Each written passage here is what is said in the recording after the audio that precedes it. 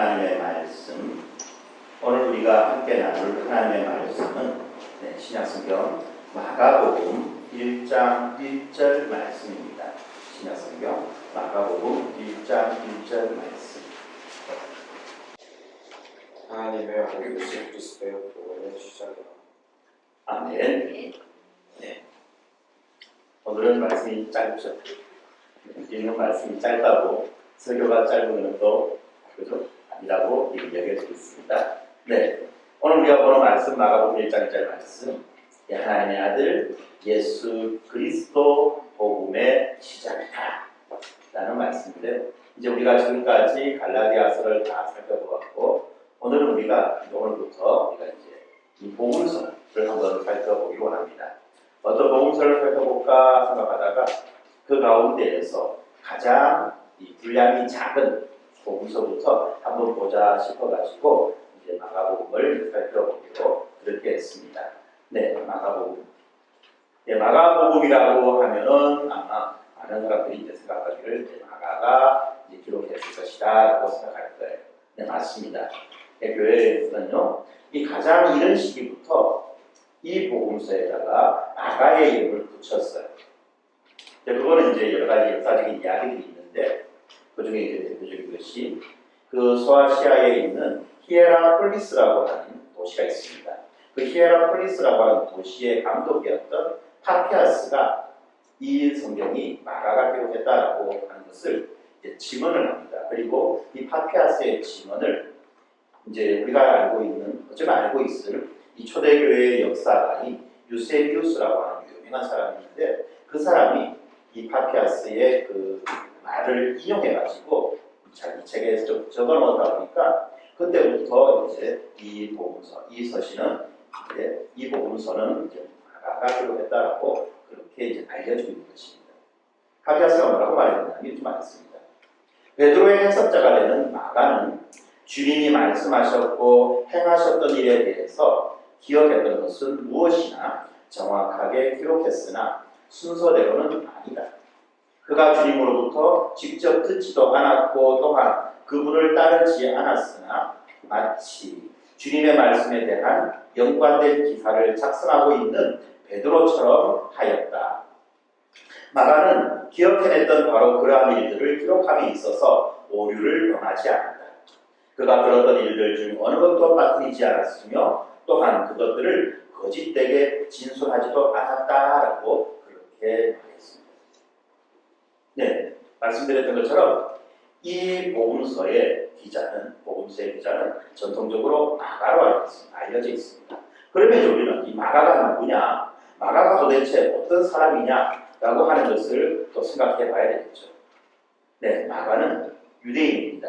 그리고 예루살렘의 부유한 집안에서 태어났습니다.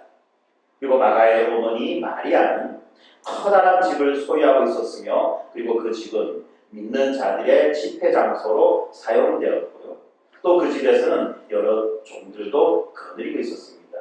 그러다 보니까 우리가 성경에서 이제 마가 다락방에서 기도할 때 뭐 이런 이야기들을 하는 그런 경우도 있지 않습니까? 그때 그 마가 다락방이라고 하는 그 크고 넓은 다락방을 가지고 있었던 바로 그 사람의 이름이 마가라는 사람이에요. 뿐만 아니라 이 마가라고 하는 이 인물을 우리는 사도행전에서도 찾아볼 수 있는데, 이 사도행전에서 이 마가를 어떻게 이야기하느냐면 바나바의 생질, 조카라는 거죠. 조카였으며, 그리고 바울과 바나바와 함께 이 바울의 1차 전도 여행에 동참했었습니다.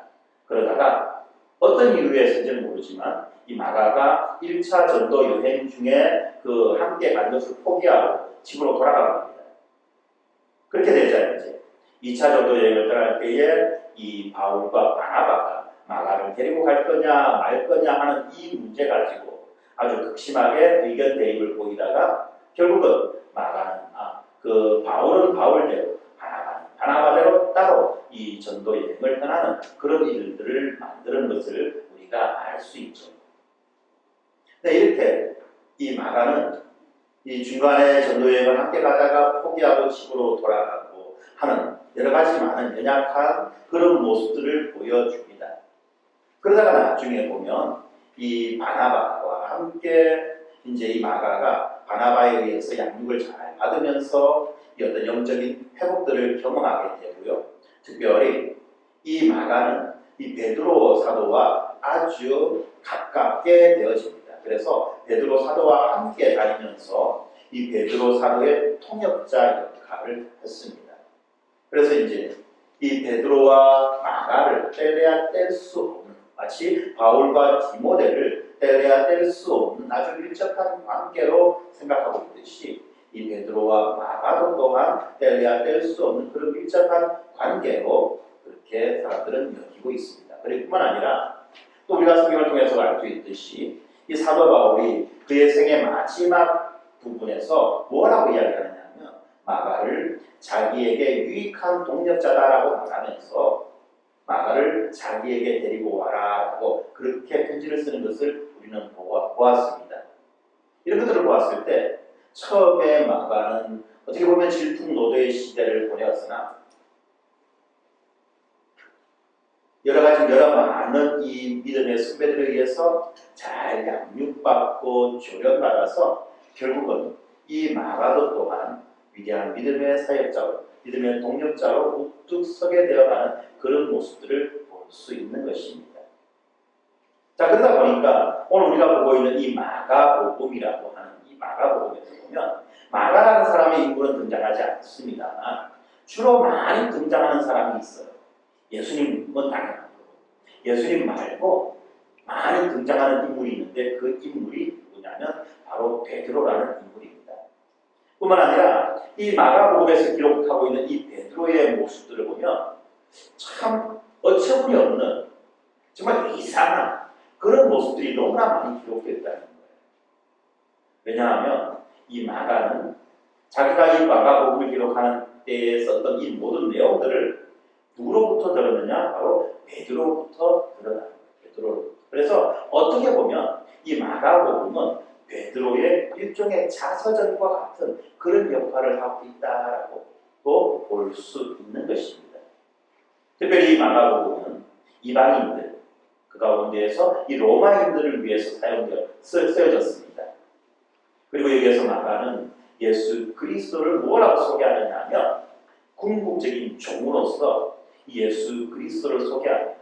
그러다 보니까 이제 다른 복음서와는 다르게 이 마가복음에는 예수 그리스도가 어떤 분이다라고 하는 것에 대한 구체적인 소개가 나타나 있지 않습니다. 물론 오늘 우리가 보았던 1장 1절에 보면 예수 그리스도에 대한 공식적인 칭호 하나님의 아들 예수 그리스도 복음의 시작이다라고 하는 이 말은 나오지만 그러나 이제 이어져서 나오는 모든 내용들을 볼 때에 예수 그리스도에 대해서 어떠한 언급이 많이 나와 있지 않는 부분이 있어요. 무슨 말이냐면 다른 복음서에는 예수 그리스도의 족보가 나오죠. 예수 그리스도가 어떤 분이신지 나오죠. 그러나 이 마가복음에는 마가복음에 등장하는 예수 그리스도는 아무런 족보도 없이 그냥 툭 떨어진 그런 존재로서 등장하고 있습니다. 왜냐하면 종이기 때문에 그래요. 종은 어떻습니까? 족보가 필요했습니까? 종은 족보 필요 없어요. 종은 뭘 하면 되느냐면 일만 하면 돼요. 종은 일만 하면 되는 거예요. 종이 어느 집안 출신인지 어떤 가문의 사람인지 이거는 중요하지 않는 거예요. 종이라고 한다면 그 종은 일을 얼마나 잘하느냐, 얼마나 열심히 하느냐 여기에만 관심을 가진다는 겁니다. 그러다 보니까 우리가 보게 될 이 마가복음에서도 마찬가지입니다. 예수 그리스도가 어떤 배경인지 이런 것들에 대한 것은 관심이 없어요. 단지 마가복음이 보여주고자 하는 것은 예수 그리스도가 어떻게 일하셨느냐, 예수 그리스도께서 무슨 일을 하셨느냐 하는 것들을 보여주고 있다는 것입니다. 예수님께서 무슨 말씀을 하셨느냐 이것보다도 오히려 예수님이 어떤 행위를 하셨느냐 어떤 일을 하셨느냐 여기에 더 많은 관심을 갖고 있어요. 뿐만 아니라 종은 어떻습니까? 말이 떨어지자마자 즉시 반응을 해야 되죠. 그렇죠? 주인이 물 떠온나 하는데 한 30분 쭉 있다가 지할 거 다 하고 핸드폰 볼 거 다 보고 그러고 난 다음에 물 하나씩 떠오면 그건 제대로 된 종이라고 말할 수 없겠죠.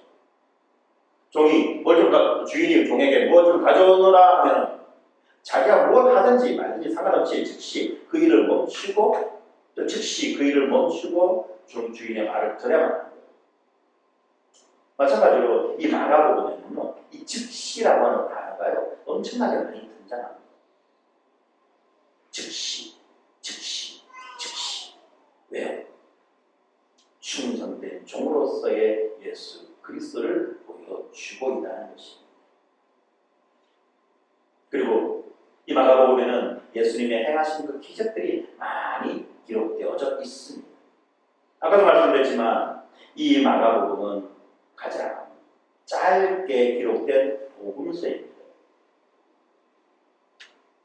그러다 보니까 우리가 마가복음을 아주 좀 쉽게 접근할 수도 있는 그런 부분들이 있다는 거예요. 자, 그런데 우리가 1장 1절을 보면 어떻게 되어 있느냐면 하나님의 아들 예수 그리스도 복음의 시작이다. 하나님의 아들 예수 그리스도 복음의 시작이다 라고 하는 이 말이 나왔습니다. 그렇기 때문에 우리는 이 마가복음의 내용이 어떻게 구성되어 있는지 무엇을 말하고자 하는지를 알 수 있는 것입니다. 그리고 이어지는 이 모든 마가복음의 내용을 통해서 예수가 어떤 분이신지에 대해서 말해주고 있어요. 자, 그러다 보니까 우리는 여기에 나와 있는 1장 1절에 나와 있는 이 말들을 하나하나 잘 뜯어봐야 될 필요가 있습니다. 특별히 먼저 우리가 살펴보고 싶은 것은 복음이라는 말이에요. 마가는 이 예수 그리스도에 대한 이야기를 복음이라고 부르는 거예요. 예수 그리스도에 대한 이야기를 복음이라고 부를 때 세상은 놀라운 반응을 보였습니다. 왜냐하면 이 지금 마가복음이 누구를 대상으로 기록되었다고요? 로마인들을 대상으로 기록되었다는 것입니다. 그런데 그 당시 로마인들에게 있어서 이 복음이라고 하는 그 말의 의미는 오늘날 우리가 말하고 있는, 특별히 이 교회 안에서 말하고 이야기되어지고 있는 이 복음이라는 것과는 좀 차이가 있다는 겁니다. 당시 로마인들에게 있어서 이 복음, 유앙겔리온, 동사형인 유앙겔리조라고 하는 이 복음이라고 하는 것은 전쟁터로부터 가져온 승리의 소식이에요. 우리가 이겼다, 우리 군대가 승리했다 라고 하는 그 승리의 소식에 대해서 이 복음이라는 말을 사용합니다. 그리고 사람들은 자연스럽게 이 복음이라는 말을 누구와 연결시키느냐 하면 황제와, 로마의 황제와 연결시켜서 이 복음이라는 말을 사용합니다. 우리가 알고 있듯이 이 복음이라는 말의 뜻은 기쁜 소식이잖아요. 그러다 보니까 이 로마인들에게 있어서 가장 기쁜 소식은 어떤 소식이냐? 바로 전쟁에서 로마의 군대가 승리하였다는 소식 뿐만 아니라 이 로마 황제가 어떠하다라고 하는 이 소식들이 가장 기쁜 소식이라는 것입니다. 그러다 보니까 황제의 후계자가 탄생했다, 후계자의 시대가 도래했다, 그리고 이 후계자가 새로운 황제가 왕자에 올랐다, 이런 것들이 다 복음이라는 거예요. 이런 것들의 선포, 이런 것들에 대한 이야기들이 다 복음이라는 것입니다. 그런데 지금 마가는 누구를 가지고 복음이라고 이야기하느냐? 예수를 가지고 복음이라고 이야기합니다. 로마의 황제에 대해서 복음이라는 말을 쓰는 것이 아니라 예수님에 대해서 이 복음이라는 말을 쓰는 것입니다. 어떤 의미입니까? 왜 마가가 이런 말을 쓸까?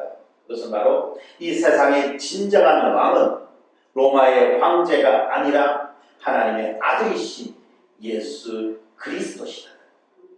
하나님의 아들이신 예수 그리스도가 이 세상의 진정한 왕이시다.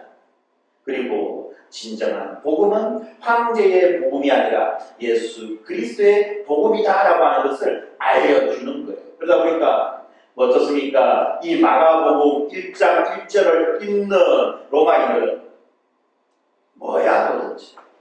이게 무슨 소리야? 라고 하는 거슬림과 거부감을 표명할 수밖에 없었다는 거예요. 우리가 잘 알고 있듯이 성경에서 이 복음이라고 말할 때, 또 우리가 복음의 기초를 배우면서 복음이 뭐냐라고 이야기했을 때, 이 복음은 하나님, 또 그리고 하나님의 아들 그리스도이신 예수에 관해서 전파된 내용을 복음이다라고 말했죠. 예수님의 말씀, 행위, 그리고 그의 사역, 죽으심과 부활하심, 그리고 인류를 구원하시려고 하는 하나님의 모든 행위와 관련된 이런 내용들이 복음이다라고 말하는 거예요. 그리고 이 복음을 한마디로 줄이면 죄에 빠진 세상에 대하여 선포된 구원의 메시지가 바로 이 복음이다라고 말할 수 있는 것입니다. 그러다 보니까 이 복음에 있어서, 이 복음의 메시지에 있어서 가장 중요한 소식은 무엇이냐면 우리가 무엇을 행해야 된다라고 하는 것이 아니라 하나님께서 그리스도 안에서 어떤 일을 행하셨느냐 하는 것이 바로 복음의 핵심 메시지가 되는 것입니다. 하나님이 하시는 일이에요. 우리의 일이 아니에요. 하나님께서 하시는 일, 누구를 위하여? 우리를 구원하시기 위하여 하신 모든 일들이 바로 복음이라는 것입니다. 그런데 오늘날에 있어서 이 복음은 너무나도 익숙해져 있는 나머지 복음의 가치, 복음의 의미들을 사람들은 생각하려고 하지 않아요. 교회에서도 마찬가지입니다. 복음 이야기를 하지만 막상 정작 무엇이 복음인지 잘 알지 못하고 그냥 복음이라고 하는 용어만 사용할 때가 너무나 많이 있다는 것입니다. 참 안타까운 일들이 많이 있습니다. 안타까운 일들이. 교회에서 복음을 가르쳐야만 합니다라고 말합니다. 그렇지요. 복음 중요하지요. 나도 복음 가르쳐 봤습니다. 나도 복음 가르쳐 봤습니다. 정도 반응하는 거예요. 나도 복음 가르쳐 봤습니다가 아니라 사실은 교회에서 이야기할 것, 교회에서 가르쳐야 될 내용은 복음밖에 없어요. 복음 이외에 다른 것을 말해서는 그거는 교회가 아니죠. 오직 복음이라는 거예요. 그리고 복음은 무엇입니까? 우리 신자들이 믿고 의지하고 붙잡고 살아가야 되는 유일한 가치가 바로 이 복음 아니겠습니까? 그런데 사람들은 어떻습니까? 복음에 대해서 복음은 안다, 들어봤다. 안다, 들어봤다 해서 끝나는 거예요. 그리고 지금 현재적 삶은 어떻습니까? 그 복음과는 아무 상관없는 복음. 그 복음과는 아무 상관없는 다른 것을 붙잡고 다른 것을 추구하며 살아가는 그런 태도들이 너무나도 비일비재하다는 것입니다. 과거적 사건으로서의 복음이 복음으로 끝나는 거예요. 그러나 그럴 수는 없는 것입니다. 복음은 우리의 과거이며 또한 우리의 현재이며 또한 우리의 미래라는 것을 우리가 알아야 합니다. 신자가 복음을 떠나는 그 순간, 복음을 놓쳐버리는 그 순간 더 이상 신자가 아니라는 얘기입니다. 물고기가 물을 떠나는 그 순간 더 이상 그 물고기는 제대로 된 그 생존을 보장할 수 없듯이 신자가 복음을 떠나는 그 순간 그 신자의 안전을 보장할 수가 없다는 거예요. 자, 우리가 보고 있는 이 마가복음 1장 1절에 보면 몇 가지 중요한 단어들이 나옵니다. 하나님의 아들 예수 그리스도 복음 시작. 그 가운데 우리가 먼저 살펴보았던 것은 복음이었죠. 이어서 우리가 살펴보고 싶은 것은 이 예수라는 말이에요. 이 마가복음 1장 1절에 한 인물의 이름이 등장합니다. 그것은 바로 예수죠. 이 예수라는 말의 뜻, 예수라는 말의 의미가 뭐냐? 자기 백성을 저희의 죄에서 구원할 자. 자기의 백성을 저희의 죄에서 구원할 자라고 하는 의미를 예수라는 말이 포함하고 있는 것입니다. 그리고 이러한 예수라고 하는 이 개인의 이름, 이 개인적인 이름에다가 따라오는 하나의 명칭이 또 있죠. 그리스도. 그 다음 어떤 사람은 예수 그리스도라고 하니까 그리스도가 마치 예수의 성인 것처럼 그렇게 여기는 사람들도 있다는 거예요. 그러나 우리는 알죠? 이 그리스도라고 하는 이 말은 이 예수라고 하는 이 인물이 어떠한 직분을 갖고 있는지 어떠한 직임을 가지고 있는지를 드러내어 보여주는 말이라는 거예요. 특별히 이 그리스도라는 말은 히브리어로서는 메시아, 우리말로 표현하면 구원자, 구세주라는 그런 말이죠. 이 히브리어인 이 메시아에 해당되는 헬라어가 바로 그리스도라는 거예요. 그리고 우리가 지난 금요일에 강의를 들어서 알 수 있듯이 이 그리스도라는 말로부터 기독이라는 말이 나왔죠. 그래서 우리가 우리를 뭐라고 그러냐? 우리는 기독교인입니다. 기독교인입니다라고 말하는 이 기독이라는 말은 어디서부터 나왔느냐? 그리스도로부터 나왔다라고 하는 것을 우리가 들었습니다. 그런데 이 그리스도라고 하는 이 말의 뜻은 뭐냐면 기름 부음을 받은 자라는 말이죠. 기름 부음을 받은 자. 그러면 누가 기름 부음을 받습니까? 그것은 바로 삼위일체 하나님께 영광을 돌리도록 그의 백성을 구원하는 직임을 감당하기 위한 선지자, 제사장, 그리고 왕. 선지자와 제사장과 왕. 이 사람들이 기름 부음을 받는 거죠. 성령에 의하여 기름 부음을 받습니다. 그리하여서 그들은 임명받고 구별되고 그리고 또한 권한을 위임받았을 뿐만 아니라 자격을 부여받는 거예요. 그렇기 때문에 예수 그리스도다라고 할 때는 어떤 말입니까? 예수가 우리를 구원하기 위한 우리를 구원하기 위한 그러한 직분을 감당하기 위해서 임명받고 구별되고 권한을 이임받았으며 자격을 부여받으신 분이다라고 하는 그런 의미라는 거예요. 그런데 이제 이 예수 당시에 이 그리스도에 대한 인식, 메시아에 대한 인식은 너무나도 많이 다양했습니다.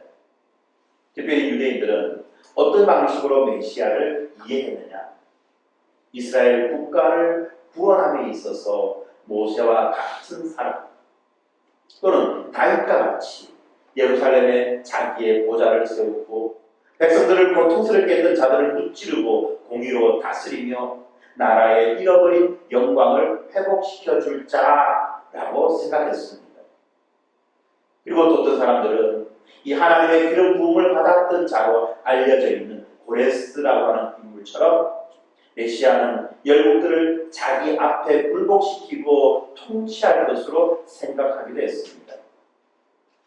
이 그리스도로 인해서 이스라엘은 더 이상 이방 나라의 발판이 되지 않을 것이고 세계에서 지배권을 가진 영광스러운 나라를 회복한다.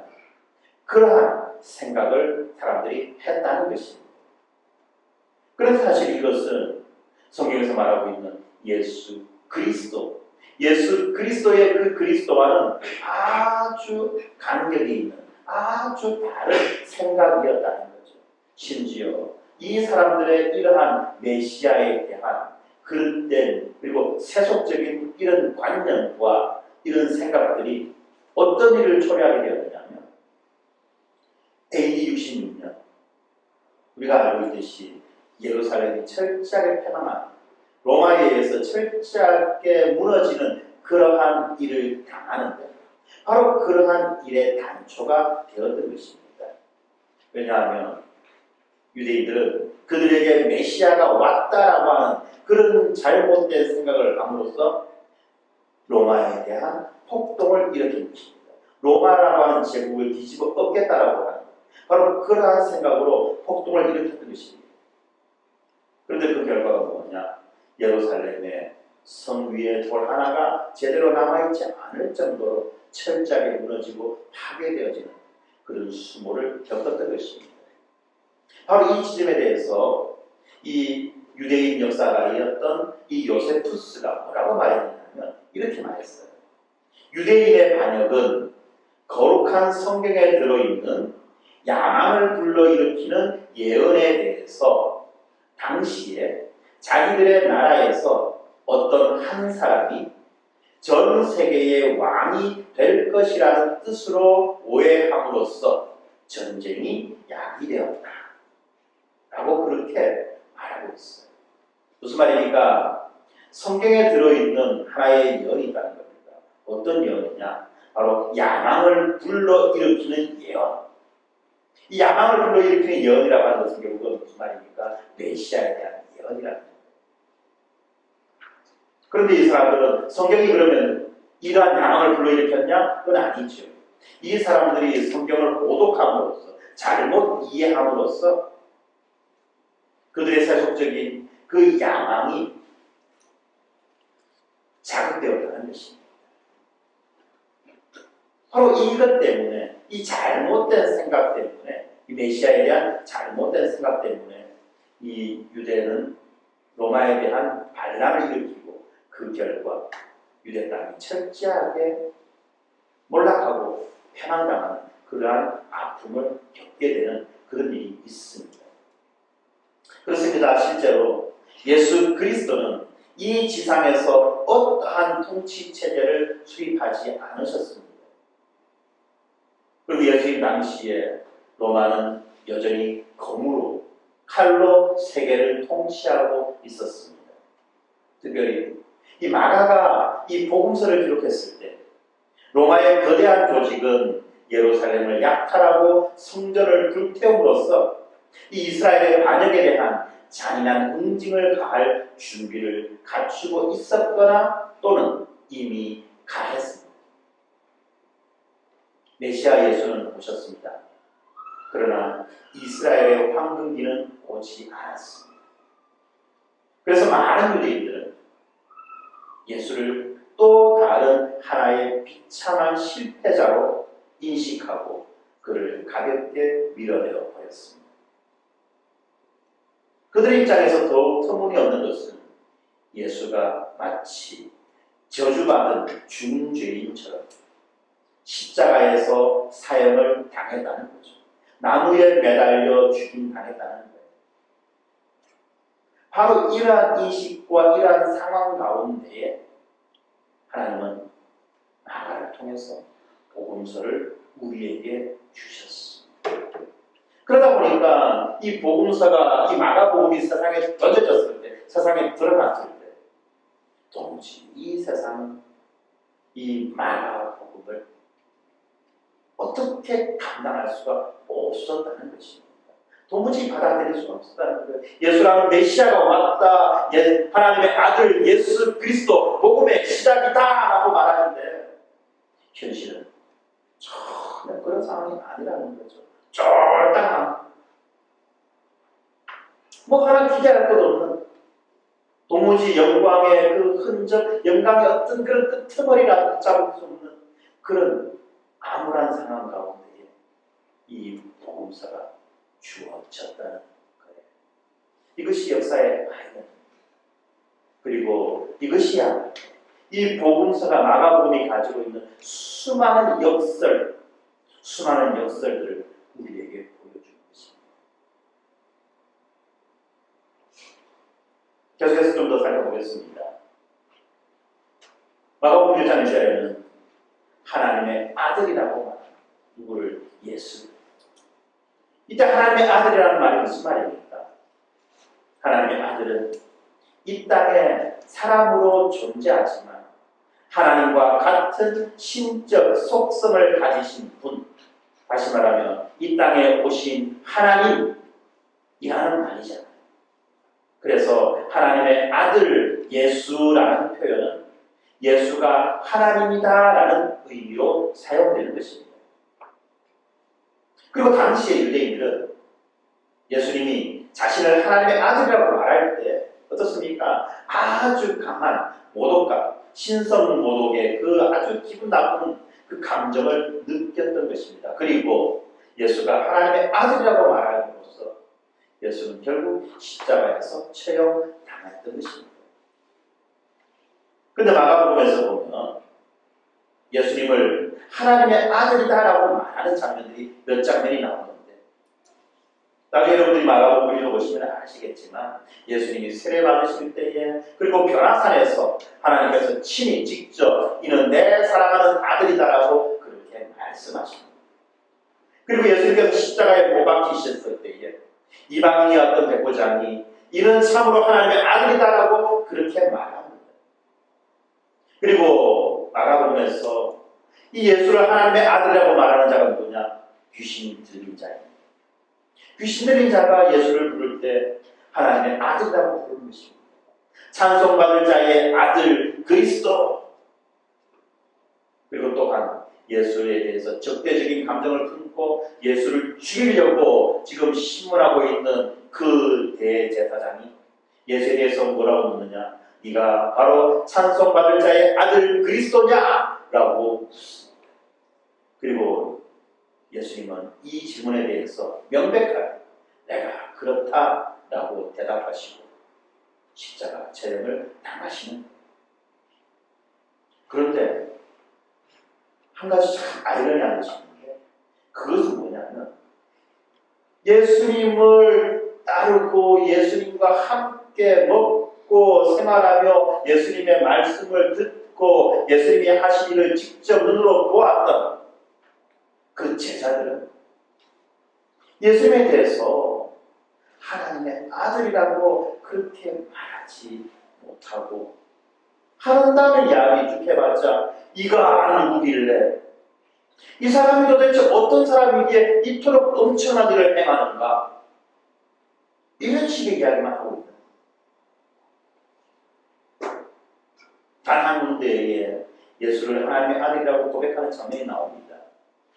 가이사랴 빌보에서 시몬 베드로가 예수님에 대해서 주는 그리스도시요 살아계신 하나님의 아들이십니다라고 고백하지만 그때 고백하는 이 고백도 또한 어떻습니까? 예수님이 보여주시기 원하셨던 그 하나님의 아들의 모습이 아니라 자기들이 원하고 기대하는 바로 그러한 하나님의 아들 예수 그리스도를 말하고 있지 않습니까? 그러다 보니까 어떤 일까지 나옵니까? 그토록 위대한 그 믿음의 고백이 이어지고 난 다음에 이어서 예수님과 베드로가 뭐하죠? 멱살잡이 하는 거예요. 서로 욕하고 싸우는 거예요. 이런 일들이 지금 어디에서 벌어집니까? 마가복음에 나와 있는 이 제자들 사이에서 벌어지는 거예요. 하나님께서 친히 이는 내 아들이다. 이방인이 보고 이는 하나님의 아들이구나. 귀신이 보고 이분이 하나님의 아들이십니다. 예수님을 반대하고 대적하는 자들이 보고 이가 하나님의 아들이 맞냐?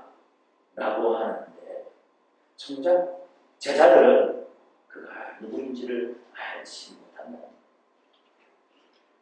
이 제자들에 대한 이야기를 좀 더 해보겠습니다. 사실 마가복음은 예수님에 관한 이야기죠. 그렇죠. 마가복음의 주인공은 예수님입니다. 그런데 그 못지않게 이 제자들이 비중이 큽니다. 특별히 이 베드로의 비중이 크게 나와요. 마가복음 안에서 예수님과 제자들은 너무나도 밀접하게 연관되어 있어서 예수님과 제자들은 서로 떼어서 분리해서 생각할 수가 없다는 거예요. 마가복음에서 예수님은 언제나 제자들과 함께 지내십니다. 예수님은 제자들을 부르시는 일로 사역을 시작하셨고요. 가르침과 그 기적의 현장에는 언제나 제자들이 함께 있었습니다. 그리고 예수님이 가시는 곳이면 갈릴리 주변이든지 아니면 예루살렘으로 올라가는 그 여행의 길에서든지 언제나 예수님은 제자들과 함께 하셨습니다. 그런데 이 마가복음에서 보여주는 이 제자들은 참 답답해요. 우리가 보통 말하듯이 고구마 100개를 먹은 것과 같은 그런 답답한 일들이 이 제자들을 볼 때마다 든다는 거예요.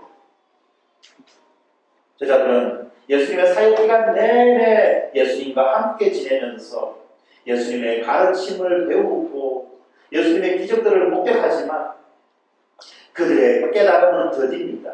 그들의 마음은 둔합니다. 늘 두려움에 쌓여 있어요. 눈앞에 보여지는 두려움 가운데 늘 쌓여 있습니다. 그리고 항상 믿음이 없는 자로 등장하고 있습니다. 그리고 그러한 제자들을 바라보시면서 예수님은 안타까운 마음을 언제든지 표출합니다. 도대체 언제까지 너희들이 이렇게 살래? 도대체 언제까지 너희들이 이렇게 살래? 왜 정신없는 짓 하고 있나? 왜 그렇게 믿지 못하느냐? 때로는 나무라고 때로는 달래어가면서 예수님은 안타까운 그런 마음으로 제자들을 데리고 가시는 거예요. 마가복음의 내용이 진행됨에 따라서 이 제자들은 지식적으로 예수님께서 그리스도라는 사실을 깨닫습니다. 아까 제가 말씀드렸죠. 베드로가 그렇게 고백했어요. 그런데 이들의 이러한 지식은 진정한 제자도에 이르기에는 여전히 너무나도 많이 부족했었습니다.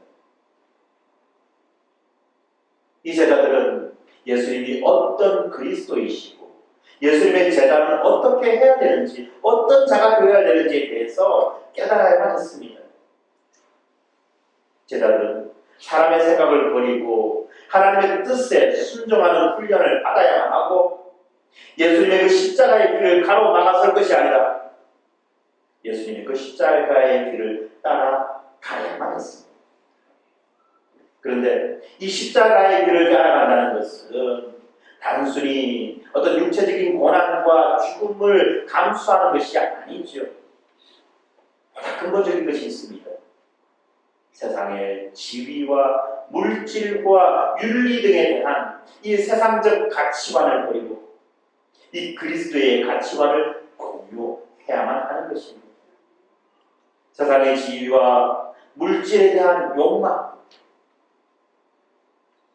뿐만 아니라 이 세상적인 윤리의 그 가치, 이런 것들을 버리고 그리스도의 가치관, 복음적 가치관으로 새롭게 재무장해야만 하는 것입니다. 그리고 이 가치관에 따라서 살아가야만 하는 것을 의미하는 거죠. 그 중에 대표적인 것이 무엇입니까? 누구든지 나를 위하여서 논이나 밭이나 부모나 자식이나 남편이나 아내를 버릴 때 100배를 얻는다. 세상의 방식으로는 도무지 이해할 수가 없어요. 그러나 이것을 우리가 복음의 눈으로, 복음의 가치관으로 바라보게 될 때 이 말이 무엇을 의미하는지 우리는 알 수 있는 것입니다. 다양합니다. 특별히 이 마가복음의 끝부분으로 가는 갈수록 어떻습니까? 이 제자들의 무지, 연약함은 그야말로 크게 나타나지 않습니까? 예수님께서 체포당하기 직전에 겟세마네 동산에서 기도하시고 하실 때 말씀하십니다. 제자들이 예수님을 배반하고 버리고 부인할 그런 위험에 처해 있다는 것을 말씀해 주십니다. 경고하십니다. 그런데 제자들은 어떻습니까? 자신들이 직면할 그 위험에 대비하여 기도로 준비하지 못한 채 오히려 나약함에 빠지고 도주하고 부인하고 배반하는, 실패에 실패를 거듭하는 그런 모습을 드러내어 보여줍니다. 심지어 어떻습니까? 알몸으로 도망가는,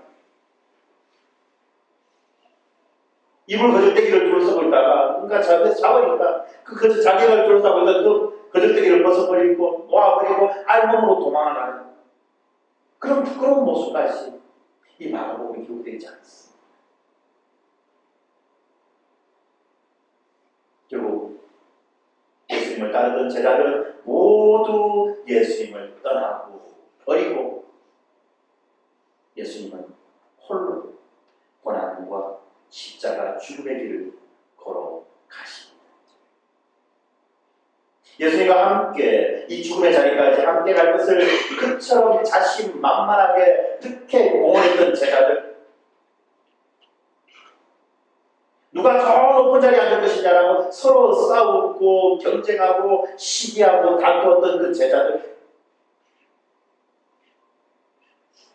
이 제자들은 정작 예수님의 그 고난과 죽음의 현장에서는 그 그림자조차도 찾아볼 수 없었습니다. 예수님의 모든 일들은 실패로 끝날 것만 같은 모습입니다. 이 마가복음에 기록되어져 있다는 것입니다.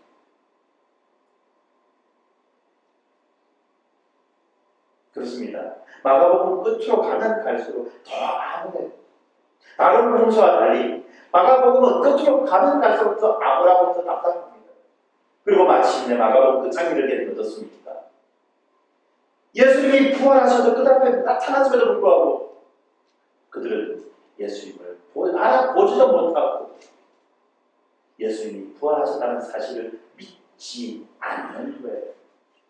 직접 보여주면도 불구하고 믿지 않고, 부활하셨다는 소식을 듣고도 믿지 않고, 그렇게 믿음 없음으로 끝나는 것이 마가복음이에요. 그러니까 이게 다른 복음서와는 완전히 다른 느낌으로 기록되어져 있습니다. 근데 여러분들 아십니까? 이 다른 느낌으로 기록된 이 것 때문에 마가복음은 우리의 삶과 너무나도 절묘하게 맞아떨어지는 거예요. 우리에게 주는 너무나 엄청난 그런 울림이 있다는 거예요. 아니, 울림에서 멈추는 것이 아니라 그 울림이 우리의 떨림으로 이어져 나온다는 것이에요.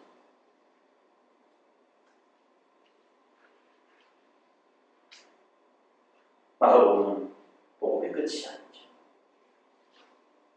눈으로 보여지는 이 복음은 끝이 것처럼 보여지고 실패인 것처럼 보여지지만, 그럼에도 불구하고 마가복음 1장 1절에서 뭐라고 말합니까? 복음의 시작이다. 복음의 시작이다라고 그렇게 선언하는 겁니다. 그렇습니다. 하나님은 바로 그 시작의 하나님이십니다. 마가복음은 하나님이 자기 아들을 보내심으로써 택하신 백성들과 더불어 다시 구원의 사역을 시작하신다고 그렇게 합니다. 그렇지만 이 복음서의 끝부분에 오면 아까도 말씀드렸던 것처럼 상황은 훨씬 더 침울하게 보입니다. 여인들은 이 빈 무덤에서 슬며시 빠져나가고 두려움으로 인하여서 아무 말도 하지 못합니다. 그렇지만 이러한 실패와 부인 그리고 두려움이 이 이야기의 끝이 아니라는 거죠. 모든 일이 망한 것처럼 보일 때, 모든 일이 끝난 것처럼 보일 때, 그때 새로운 시작이 있습니다. 그래서 복음은 새로운 시작의 좋은 소식이라는 것입니다. 그렇습니다. 우리는 세계 역사를 통해서, 이 기독교 역사를 통해서 그들의 그러한 실패가 파멸이 아니라는 것을 알고 있죠. 마치 이토록 의심했던, 이토록 믿음이 없었던 제자들이 날마다 그 수가 더해가는 교회의 지도자로서 설 수 있었고, 그리고 사명을 이룰 수 있었습니다. 여기에 마가복음이 가지고 있는 또 다른 역설이 있다는 거죠. 우리에게도 마찬가지입니다. 하나님은 시작의 하나님이십니다. 우리의 마지막처럼 보이고 애처롭게만 보이는 그런 상황들이 바로 하나님의 새로운 시작이라는 것입니다. 우리 하나님은 무로부터 유를 창조하시는 분 아닙니까? 아무것도 없는 것으로부터 어떤 것들을 끊임없이 만들어내시는 분이라는 것입니다. 하나님은 계속해서 하나님의 백성과 함께 일하시며 하나님의 백성을 소생케 하실 것입니다. 마가복음이 우리에게 말해주고 싶은 것은 무엇입니까? 바로 예수의 제자들 가운데 어떤 두드러진 능력자들이 있었기 때문에 복음이 흥황하게 된 것이 아니라, 하나님이 그리스도 안에서 행하신 일들로 인하여 복음이 전파되고 교회가 존재하게 되었다는 사실을 명백하게 말씀해 주는 거예요. 많은 사람들은 생각합니다. 우리가 무언가를 하기 위해서는 힘 있는 자, 권력 있는 자, 능력 있는 자, 돈 있는 자가 있어야 돼. 그런 사람이 있어야지 뭐가 일이 되지. 그러나 그것은 세상의 방식. 마가복음이 우리에게 뭘 말해주고 있습니까? 너희들 제자들을 봐라. 예수님의 제자들을 봐라. 한결같이 찌질게 하고, 한결같이 못났고, 한결같이 모자라는 자들 아니야. 그 제자들에게서 뭘 기대할 게 있다면, 그러나 우리가 기대할 것은 그 제자들의 그러한 것들이 아니라 바로 하나님이 그리스도 안에서 행하신 그 일, 하나님의 그리스도 안에서 행하신 그 일, 바로 그 일들로 인해서 복음이 전파되고 교회가 존재한다. 바로 그 일들이 우리에게 최종적이며 궁극적인 승리를 가져다 준다. 이것을 말해주고 있는 것입니다. 그래서 바울은 빌립보서 1장 6절에서 뭐라고 말하느냐? 뭐라고 복음을 말하느냐? 너희 속에 착한 일을 시작하시니까 그리스도 예수의 날까지 이루실 줄을 우리가 확신하노라 라고 그렇게 선언하고 있습니다. 그래서 사랑하는 성도 여러분, 이 땅 가운데에서 우리들을 볼 때 그야말로 아무것도 아닌 존재들이 있어도 세상 돌아가고 없어도 세상 돌아가는데 아무 지장이 없는 그런 존재들이 우리라는 존재입니다. 제가 이렇게 말하니까 여러분들 기분 나쁘시죠? 내가! 아니면 객관적으로 우리 보자는 겁니다. 있어도 없어도 그러나 세상 돌아가는데 아무 지장 없는 그런 존재가 바로 우리라는 존재. 우리가 뭘 하겠다고 힘을 쓰고 애를 쓰고 해본다 한들 그것은 그냥 찻잔 속의 태풍, 아니 찻잔 속에 그냥 작은 그 파문에 지나지 않는 것입니다. 그럼에도 불구하고 하나님은 우리들을 통하여서 또 놀라운 하나님의 역사를 이루어 가시는데 그것은 우리가 잘해서 바로 그리스도 안에서 하나님께서 행하신 그 일들이 우리에게 적용되어 나타나기 때문에 그러한 엄청난 결과를 얻게 된다는 것을 우리는 기억해야만 하는 것입니다. 우리 계다시 교회가 지금 땅에 뿌려지고 지금까지 자리 잡아 오기까지 우리는 알고 있지 않습니다. 우리 안에 어떤 위력자도 없고 어떤 능력자도 없고 다 그놈의 그놈이에요. 도찐이에 찐이에요. 그놈이 그놈이에요. 보면 모자란 거 주성입니다. 보면 허점 주성이고 보면 결점 주성이에요. 그럼에도 불구하고 우리 계자시 교회가 이 지역사회 속에서 그리고 이 대한민국 교회 안에서 이렇게 자리를 잡아가고 잘할 수 있게 되는 그 이유가 뭐냐? 그건 우리의 능력 때문이 아니라 우리의 능력 때문이 아니라 하나님께서 그리스도 안에서 행하신 그 모든 일들을 우리에게 적용시켜 주셨기 때문에 그렇다는 것입니다.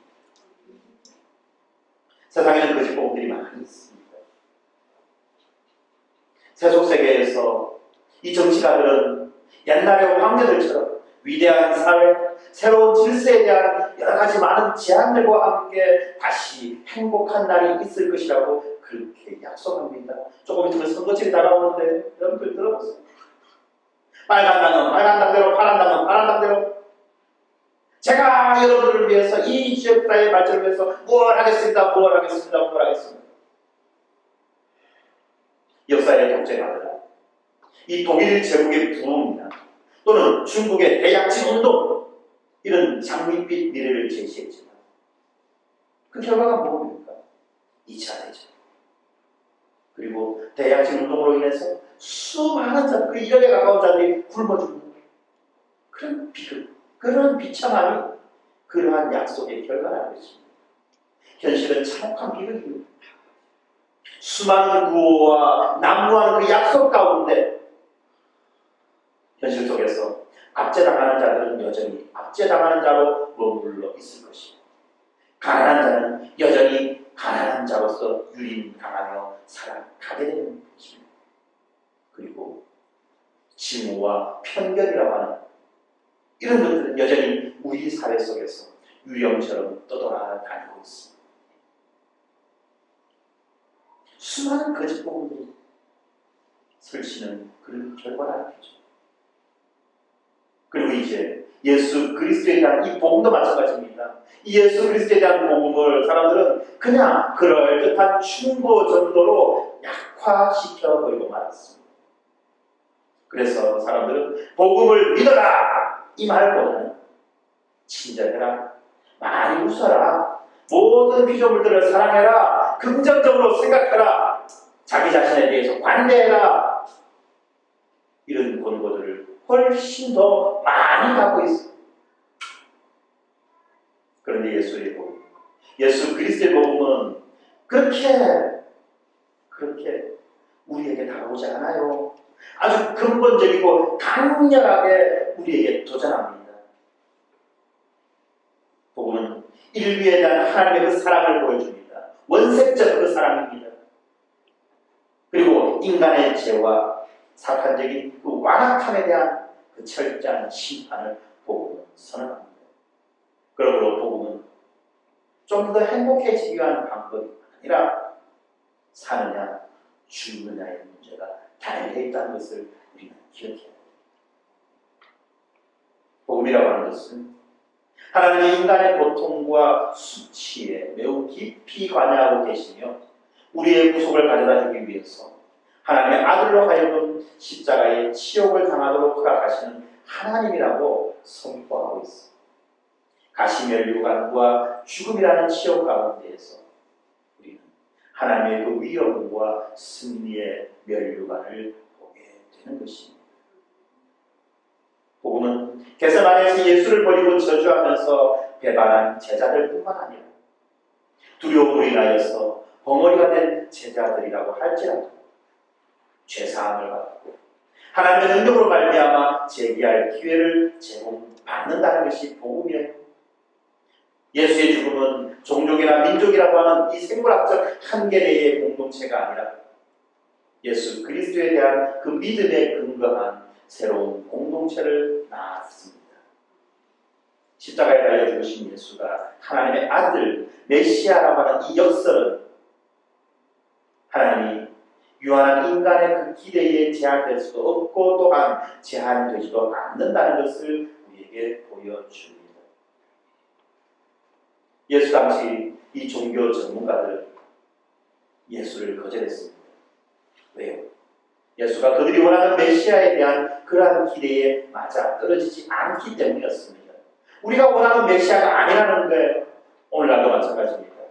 우리도 우리의 욕구를 만족시켜주고 우리의 대적질을 멸망시키는 그러한 승리를 가져다주고 영광스러운 그러한 성취를 가져다주며 우리가 높아지는 일을 해주는 메시아를 우리는 원합니다. 바로 이러한 지점에서 우리의 메시아에 대한 생각이나 성경이 기록될 당시의 유대인들과 또한 제자들의 메시아에 대한 생각은 동일하다는 것입니다. 고난을 초월하여 계시고 자기들의 마음에 바라는 것들을 제공해 주시는 그런 메시아들을 사람들은 원합니다. 우리도 마찬가지죠.